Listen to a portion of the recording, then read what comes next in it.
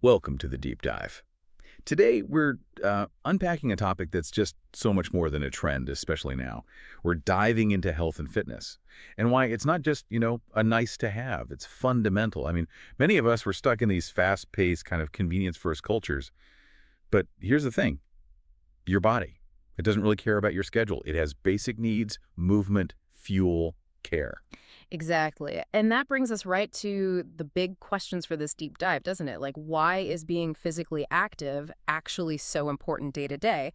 And maybe more importantly, how do we make fitness, whether that's the gym or just moving more stick, beyond just a New Year's Okay, thing? let's tackle that first common idea. When people hear fitness, I bet they picture like ripped abs or someone lifting crazy weights. Right. But that's such a tiny part of the real picture. Oh, absolutely. That's just scratching the surface. Real fitness, you see, it's way more about function, about energy, about staying healthy long term. Think about it like this. Can you climb a few flights of stairs without feeling totally wiped? Are you sleeping well? Can you focus at work? Do you feel sort of comfortable and confident in your own skin? That's functionality. And this is where it gets serious. The CDC, the Centers for Disease Control and Prevention, they found something pretty stark. Nearly 80% of adults in the US just aren't getting the recommended exercise. 80%. Well, it's a massive wake-up call, isn't it, for all of Wow, us? 80%. That number really hits hard. So, okay, for someone hearing that, how do we shift that mindset? How do we get them to see health not as some far off goal, but as like preventative medicine now? Yeah. Can just moving consistently actually be that powerful? It really, really can. Uh, When you connect the dots, daily movement, a decent diet, these are your absolute foundations for preventing so many chronic problems. We're talking type 2 diabetes, obesity, heart issues, mhm. the big ones. Just look at the numbers. Getting enough activity can slash your risk of type 2 diabetes by like up to half. And it significantly lowers heart disease rates. Seriously, even just 30 minutes a day.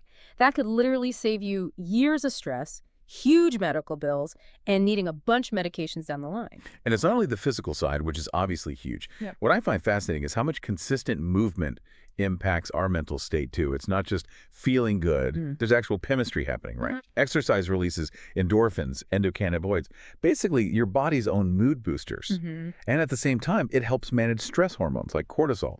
So it's this sort of neurochemical reset. Mm. It can genuinely reduce anxiety, lift your mood, and even help fight off depression. It's powerful stuff. Okay, but let's talk barriers.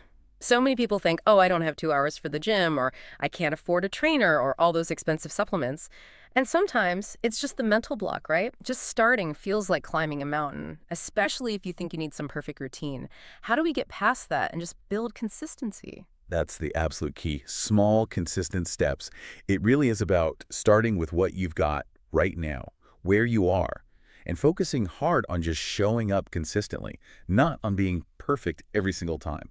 So maybe ask yourself, what counts as movement for you today? Could be a walk, some stretching, lifting things around the house, dancing, cycling, literally anything that gets you moving daily. You could try, like habit stacking, link a new movement to something you already do, 5 minutes of squats while the coffee brews, or just lay out your workout clothes the night before. Make that first step almost automatic. It doesn't have to be this huge production every day. That's such a great point.